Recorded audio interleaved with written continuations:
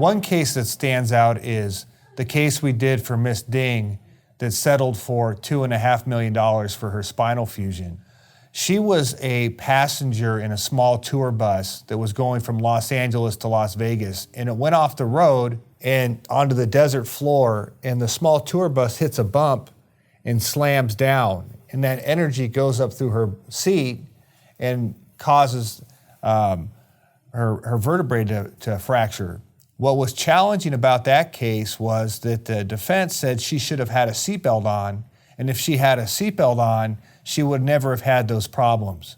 So what became started as a straightforward case became more complicated, but we really had some good experts on it, and we tried to answer the why question. Why did this happen? And so we were able to reconstruct it using an animation that was science-based, and then we had a biomechanicist, a scientist, whose study is what does a seatbelt do and what doesn't it do. And we were able to show that with that type of G loading, what they call the force that was coming up to her, that a seatbelt would never have made a difference. And as a matter of fact, in this case, it might have even made it worse.